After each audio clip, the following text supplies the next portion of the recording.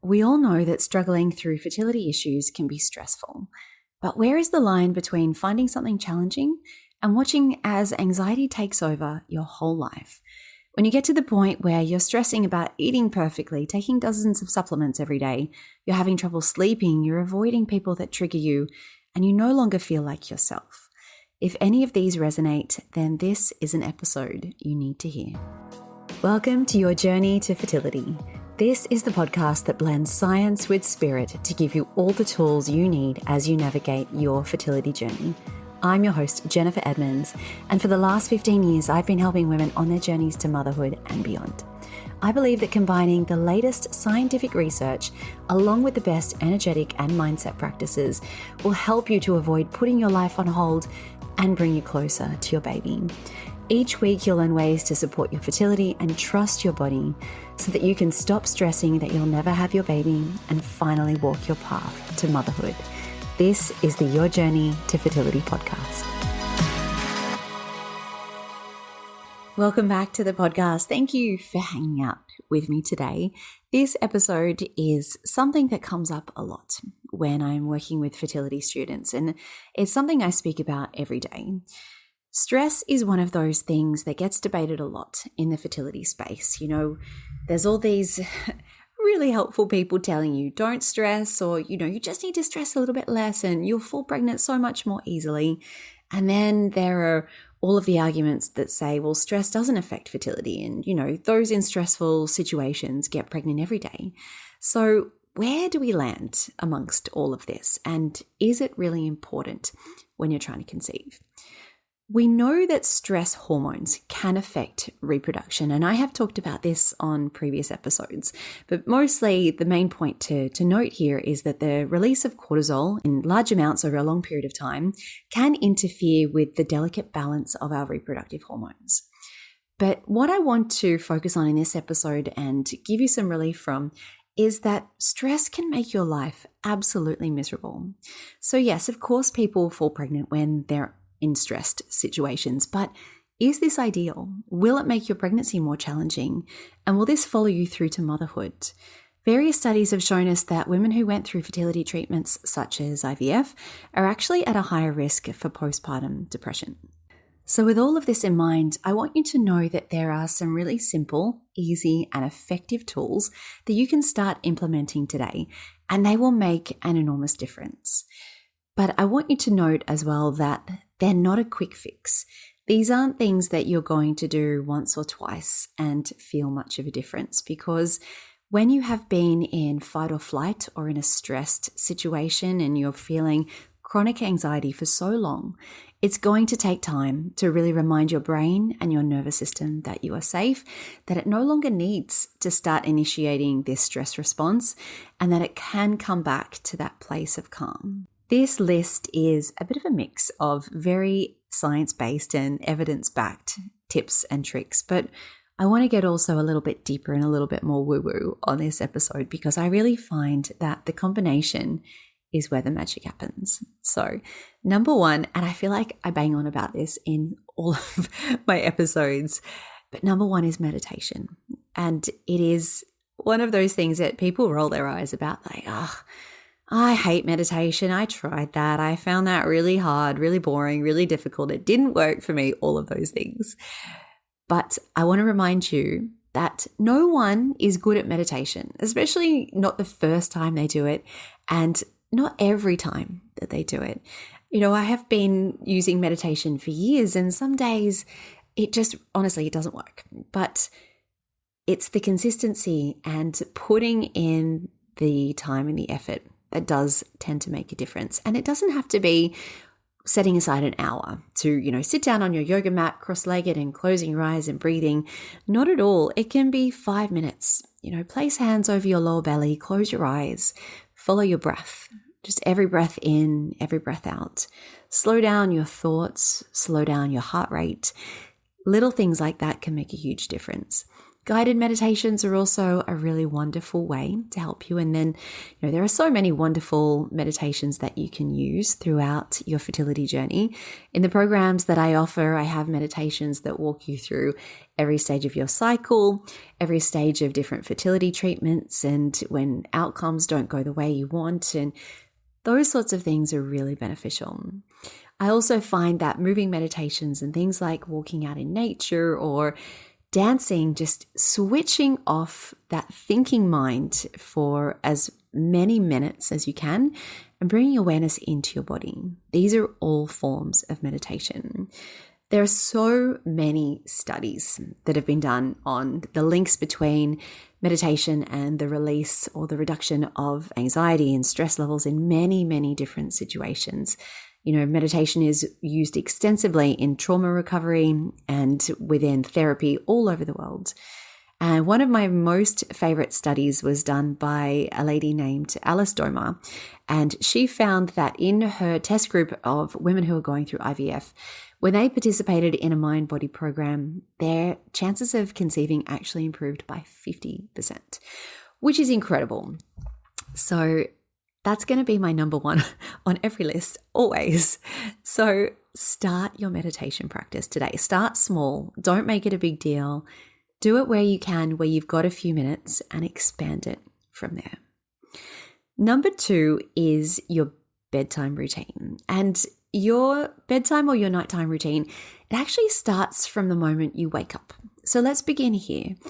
What is the first thing that you do when you wake up? And I think for the majority of us, and I am guilty of this so often as well, I try not to, but I do it. We pick up our phones, we check our emails, we check our messages, and our day is started by looking at bright white or blue light, and we are then struck with all of these things that we have to do throughout the day. We then go into action mode, we get our to-do lists going within our heads and our minds, and we haven't really even had a chance to start the day yet.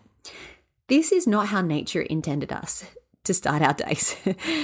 What nature did intend was that when you wake up in the morning, the first thing you see is natural light. And this isn't something that we do a lot of as well. And just as it's super important to have a very dark room when you're asleep, being able to get your eyes and your skin into natural light as soon as you can when you wake up is so incredibly important. It sets your circadian rhythms throughout the day. It regulates the amount of cortisol that you're going to be producing throughout your day. And it has a flow-on effect in your ability to then sleep well the following evening. So as soon as you get up in the morning, you don't need to look at your phone. You can turn off your alarm, I'll give you that. But then try to get natural light onto your face as soon as you can. Open a window, go outside, preferably have your cup of tea, cup of coffee out in some sunlight as early as you can. And then throughout your day, think about all of the things that contribute to sleeping well. For example, we need to burn off energy in order to feel tired again at the end of the day.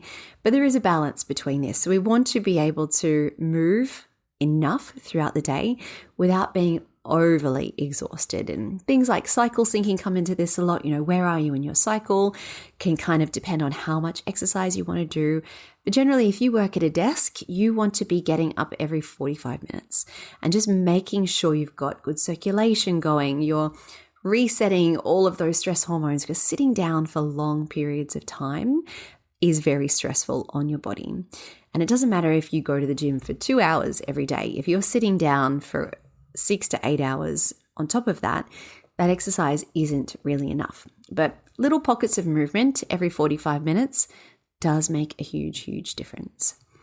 As you're getting closer to bedtime, the biggest thing that I find makes a huge difference both with my students and with myself is at least an hour before bed, screens all get turned off. And that includes the TV, the laptop, any tablets, and your phone. Set your alarm, put your phone on airplane mode, everything goes away. And then have at least an hour where you do something else, whether that's you have a cup of tea, you read a book, you have a bath or a shower or whatever. You just wind down from your day.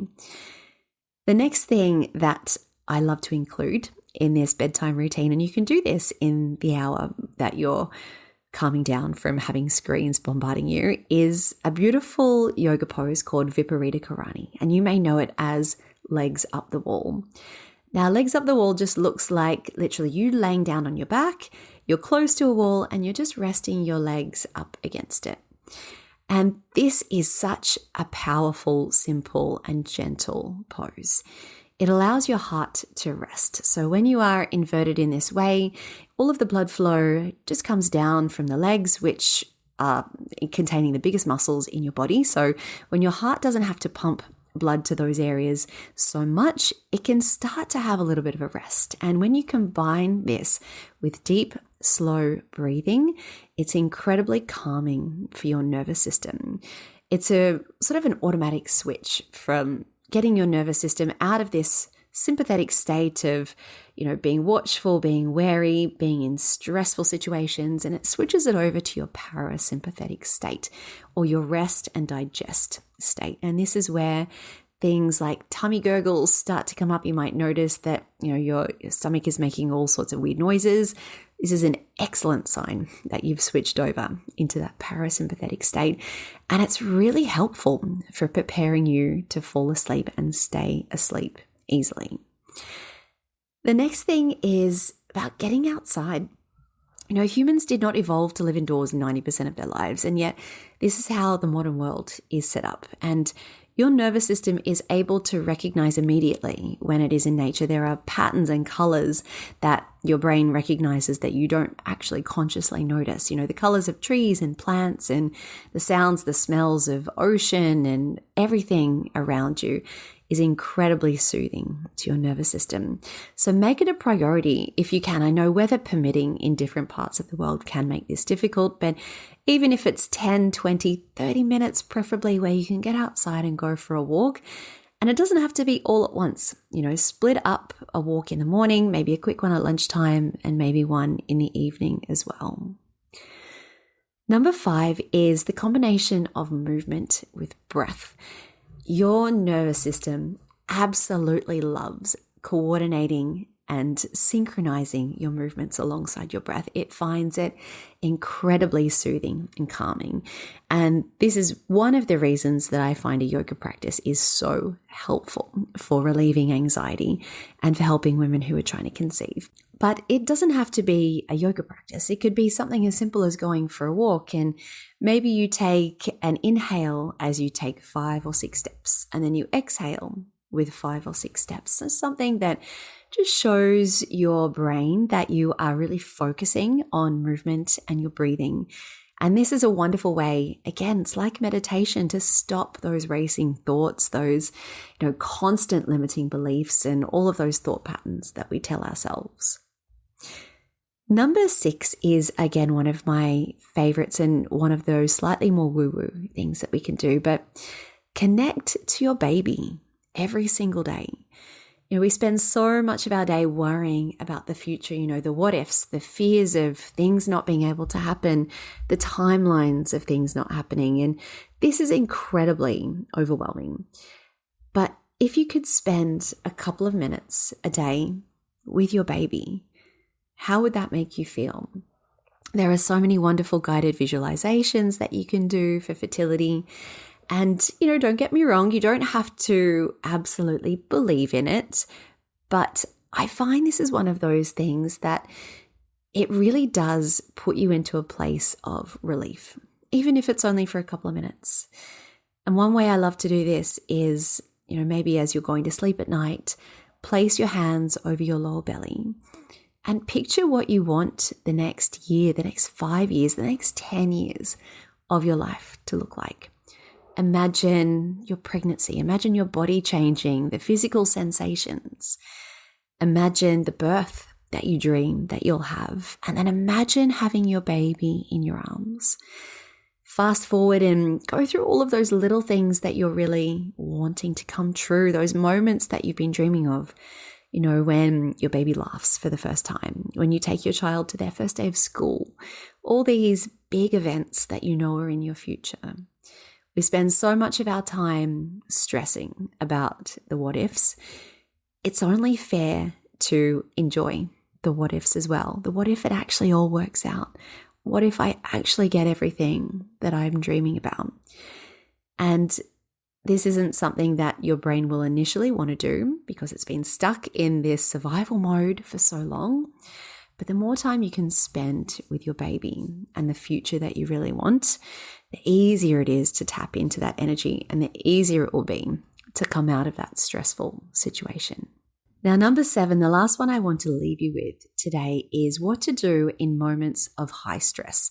When you're feeling very anxious, you're highly triggered, you've maybe gotten a negative pregnancy test, you've gotten a phone call from your clinic, you've received test results, someone's triggered you in a certain way, whatever it might be.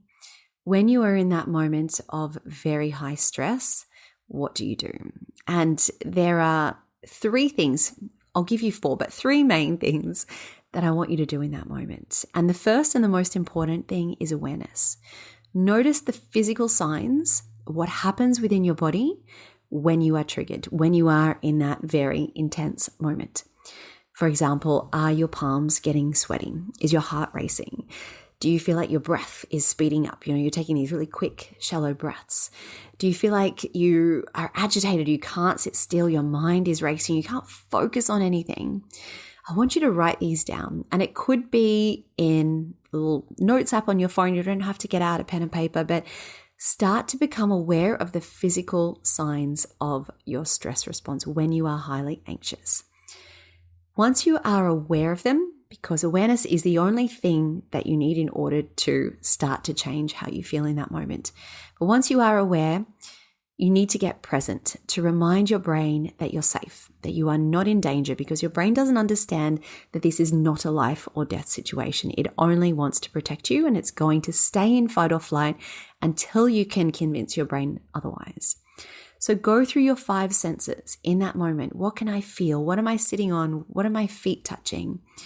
What can I see? Look at the colors of the room around you. What can I hear? Am I driving? Are there sounds outside? Are there people around me talking? What can I smell? What can I taste? Go through your 5 senses and make sure you know in that exact moment in time you are safe. And then we need to get the energy out. So the third thing to do is release some of that adrenaline.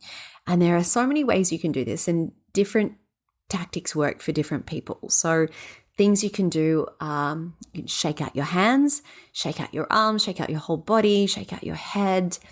You might find that going for a walk, getting outside is really helpful. Things like rubbing your palms together really quickly, just something to get that energy out, scream into a pillow. I find that just getting out all of that frustration makes a huge, huge difference. So they're the top 3 things. Be aware, notice the signs of stress, go through your 5 senses to get present, and then get the energy out. I'll give you a 4th one because I think it's important. We then need to really bring the body back to a place of regulation. And I find that will happen eventually, but you can speed up the process by actively focusing on your breath, especially on your exhale. So spend a minute, take 5, 10 more if you have the time, slow, long, deep breaths. Breathe in for a count of 5, exhale for a count of 10. Any combination of an inhale with a slower exhale. Breathe really deeply, completely.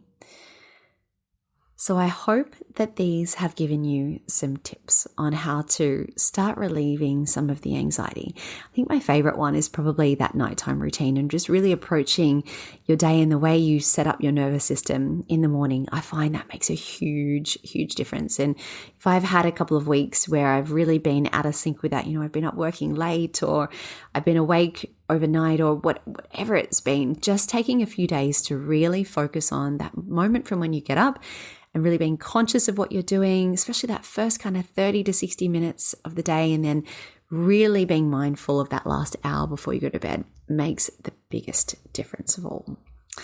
So if you found this episode helpful, please share it with someone, write a review. I love hearing what you think about all of the different episodes of the podcast. If you've got any questions or you want any further advice, you can reach out to me at any time. Now, on the next episode of the podcast, we are speaking with Elena from Magic Mindset about how focusing on your mind rather than what to do to your body is a far more effective tool when you're trying to conceive. Elena gets super deep into the spiritual stuff on this episode, so I think you're going to love it. Now, until then, I am sending you all of my wishes on your own journey to fertility. The most common thing I hear from students who are on their fertility journey is that the stress of trying to conceive has taken over their life. Your days end up being filled with endless appointments, navigating pregnancy announcements. You're trying to eat right, take all your supplements, and it is all you think about from the moment you wake up. I designed the Element Fertility Yoga course to support your body, your mind, and your mental health in 3 important ways: to synchronize your hormones, increase circulation and blood flow, and to help regulate your nervous system. But on top of this, the greatest gift that you can give yourself throughout this journey is a sense of peace, to help you calm your mind and just make this process feel easier. Every single one of my students tell me that this is the first thing they notice after starting a yoga, meditation, and breathwork practice. But on top of this, you have the amazing benefit of actually supporting and increasing your fertility. Studies have shown that those participating in mind-body programs as they're trying to conceive have success rates 3 times greater than those who don't. The course I've designed walks you through natural conception as well as fertility treatments and IVF cycles. And the best part is you can work through it at your own pace in the comfort of your home. The practices start from just 10 minutes per day. To learn more, visit elementpilatesyoga.com or see the link in the show notes.